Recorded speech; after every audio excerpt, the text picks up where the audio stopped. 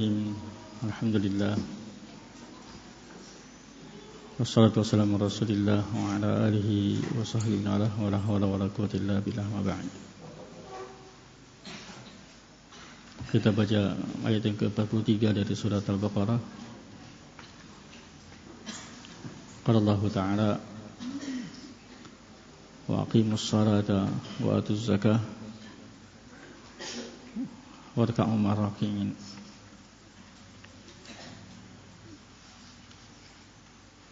Wa aqimus shalah, tegakkanlah salat.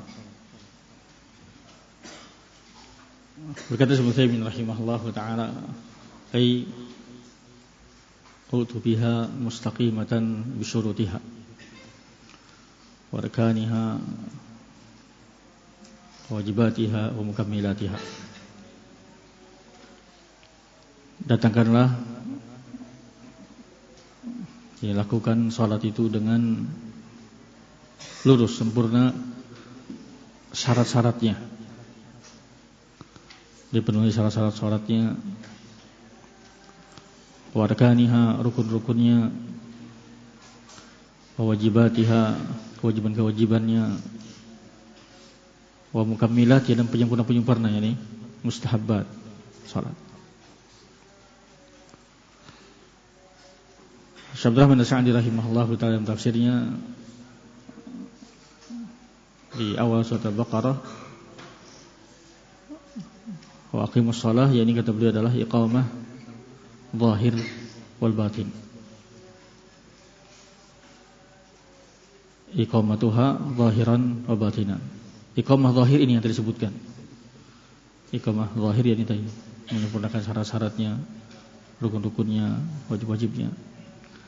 Adapun iqamatul batin itu hudurul qalbi, hadirnya hati ke dalam salat. Syalbani rahimahullahu taala ketika di akhir kitab Talkhis As-Nabi,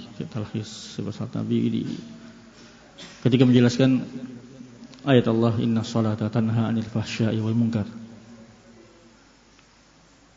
Kata Syalbani rahimahullah, salat seseorang itu akan mencegahnya dari fahsya wal munkar sebanding sesuai dengan kadar hudur qalbinya ketika salat dan mutabaahnya. Jadi terkait dengan iqamah zahir dan batin. Salat dia akan semakin mencegah dia dari fahsya wal munkar sesuai dengan kadar besar kecilnya mutabaah dia dan hudur qalbi dia ketika salat. Ketika salatnya tidak mencegah dari perbuatan fahsya wal munkar,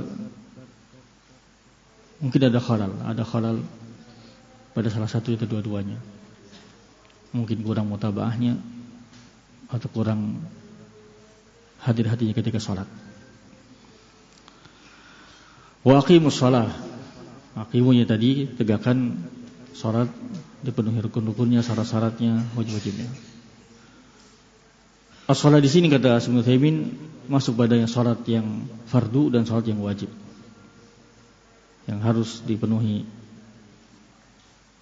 ditegakkan zahir dan batinnya, itu salat yang wajib dan salat yang fardu dan salat sunnah. Wa aqimus shalah wa atuz zakah, dan berikanlah zakat. Zakat yakni al-malul madfu' imtithal li amrillahi ila ahli min amwalin mahsusatin ma'rufah.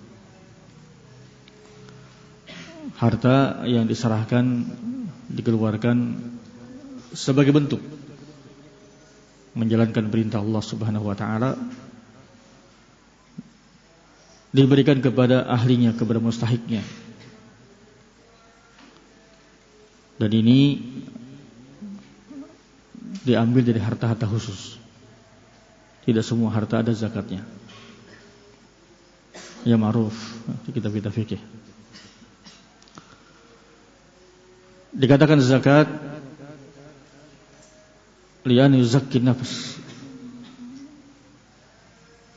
wa yutahhiruha, karena akan mensucikan jiwa, membersihkannya.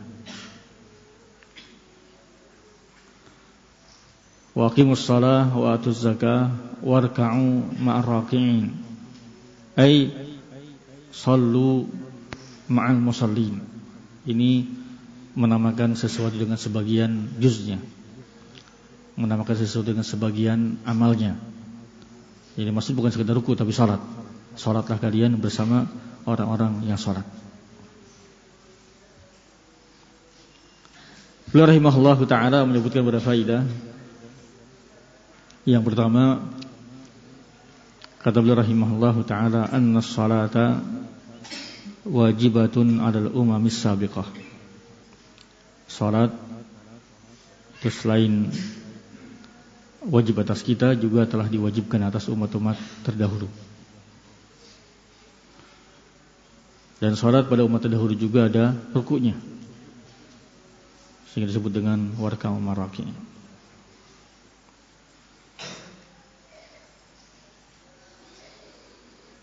Di antara menunjukkan ini dalam surat Al-Imran, kata beliau, Allah berfirman, ya Maryam, wahai Maryam, uqnuti li Rabbi.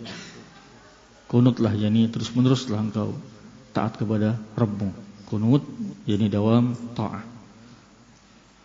Terus-meneruslah engkau kunut, yakni berbuat taat kepada Rabbmu. Wasjudi warka'i, dan sujudlah engkau dan rukulah ma'ar raki'in. Yang maksudnya salat. Salat iya ada pada umat terdahulu dan ada sujud dan rukunya.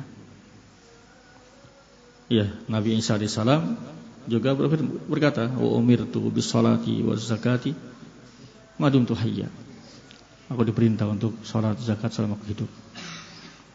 Sehingga yang kedua, kata beliau rahimahullahu taala, anal umam as-sabiqah alaihim zakah. Umat-umat terdahulu juga diwajibkan zakat. Ya, salat wajib atas mereka, zakat juga wajib. Hanya saja bagaimana kaifiyah salatnya, bagaimana kaifiyah zakatnya, bagaimana kaifiyah puasanya, kita tidak tahu.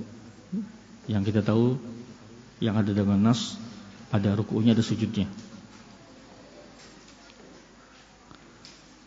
Yang berikutnya di antara faedah ini yang sudah maklum, kata beliau rahimahullahu taala, wujubu sholatul jamaah. Wujub sholatul jamaah, wajibnya sholat berjamaah.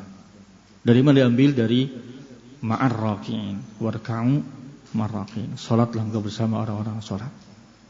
Demikian ya Rabbi rahimahullahu taala. Sebagian para ulama berdalil dengan ayat ini. Iya, walaupun Ibnu Taimiyah rahimahullahu taala berkata, fi hadzal istidlal syai'.